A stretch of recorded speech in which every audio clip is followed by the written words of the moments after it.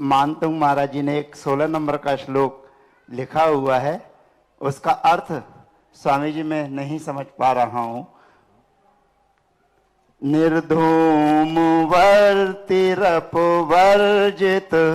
तैले पूरा कृत्स्नम जगत्त्रयमिदं प्रकटीकरोसि।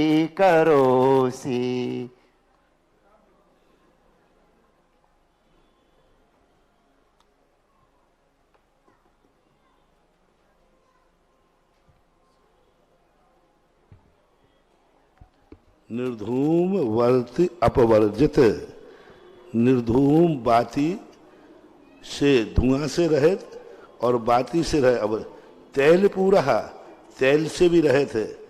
कृष्णम जगत त्रयमिदं प्रकृति करोसी, हे भगवान आप कैसे दीपक हैं। हमने दुनिया के दीपक देखे जिनसे धुआं निकलता है, हमने दुनिया के दीपक देखे जिनमें बाती लगती है, हमने दुनिया के दीपक जो तेल से भरे रहते हैं, लेकिन आप कैसे दीपक हैं, ना तो आपके यहाँ तेल है, तेल से भरा हुआ भी नहीं है, और ना ही बाती है, और धुआं तो नाम का है ही नहीं, फिर भी ये दीपक इतना तेल खाता है, इतनी बातियां हैं, तो भी थोड़े स्थान को प्रकाशित करता है। लेकिन आप ऐसे दीपक हैं बाती और तेल के बिना, कृष्णम यानी पूरे जगत को, तीनों जगत को आप प्रकाशित कर रहे हैं। प्रकृति करोसी, प्रकृति करोसी।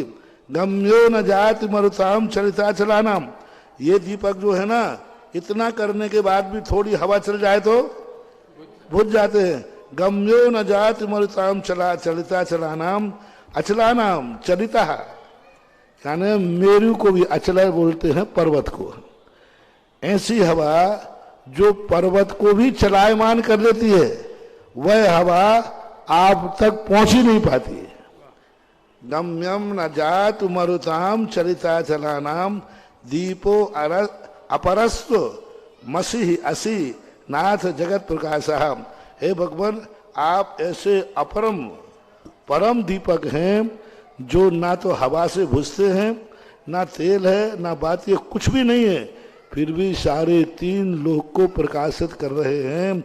ऐसे आप अपूर्व अपरिमित दीपक हैं, नाथ जगत प्रकाशः। ये इसका जवाब। इसमें प्रश्न ये रहा कि अभी चर्चा आई थी कि दीपक किसका होना चाहिए किसका नहीं होना चाहिए, तो इसमें आचार्य मानतुंग महाराज कह रहे हैं तैल पूरा रहता है। ये दीपक जो है, ये दीपक प्रकाश के अर्थ में आया है। बहुत अच्छा प्रश्न कर दिया, यहीं के यहीं निपट गया, नहीं तो बाद में और गड़बड़ हो जाता। मैं इस दीपक के संबंध में बहुत पहले बता चुका हूँ। दीपक घासलेट तेल का भी होता है, दीपक घासलेट तेल का भी होता है, तो फिर आरती में भी घासलेट तेल ले लो ना, सबसे बढ़िया। नहीं, यहाँ प्रकाश की बात कही, पूजा की बात नहीं कही। क्या बात है, वाह। पूजा का दीपक और प्रकाश के दीपक में अंतर है। प्रकाश का दीपक तेल का ही होता है, घी का नहीं होता। जब हमें उजेला करना हो तो घी का दीपक से प्रकाश ज्यादा नहीं होता, घी के तेल के दीपक से ज्यादा प्रकाश होता है, उसमें घासलेट तेल से ज्यादा प्रकाश होता है। तो ये प्रकाश की दृष्टि में आया है, और वो पूजा की दृष्टि में। ब्रह्मचारी जी, मैं जिज्ञासा समाधान करता हूं तो मैं समझता हूं कि मेरे बोलने पर हजारों दिमाग चल रहे हैं, और इसका मैं विस्तार से वर्णन कर चुका हूं। पूजा, और अभी इसी के बीच में हमने कहा था अरहंत भगवान की पूजा में, वहां घी के दीपक की बात कही। पूजा में निम्न देवताओं के लिए तेल का दीपक कहा गया। निम्न देवता जो रागी द्वेषी देवता होते हैं, समर्थ देवता होते हैं, जो असमर्थ, उनके लिए कहा गया है कि तेल का दीपक, उनको घृत का दीपक नहीं जलाना। लेकिन देव शायद गुरु के लिए घृत का, आज तक चलो पंडित जी, तुम ब्रह्मचारी जी, तुमने एक प्रदीप पीयूष करके जुनवानी निकाली, उसमें किसी भी पूजा में तेल दीपक का वर्णन आया?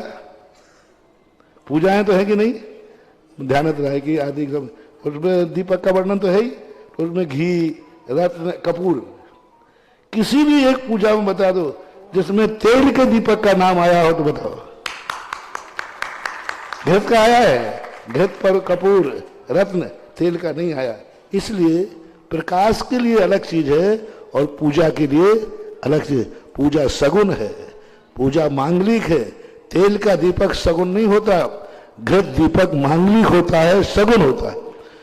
दूसरा और ज्योतिष बताऊं, कोई यदि तेल लेके जा रहा हो और तुम्हें रास्ते में मिल जाए तो अशुभ अपशगुन कहा, और घी लेकर के जा रहा है मिल रहा है तो वो गोरस कहलाता है, वो शुभ है, गोरस कहलाता है। घी गोरस में आता है, तेल गोरस में नहीं आता है। इसलिए यहां मात्र प्रकाश की बात है, ना कि घी की बात है। कहीं पूजा में आपने तेल का दीपक सुना हो, देखा हो, तो वो किताब जरूर मुझे लाके दिखाना है। नमस्ते महाराज, इच्छा है महाराज। प्रदीप भैया जो कहलवाना चाहते थे वो कहलवा दिया।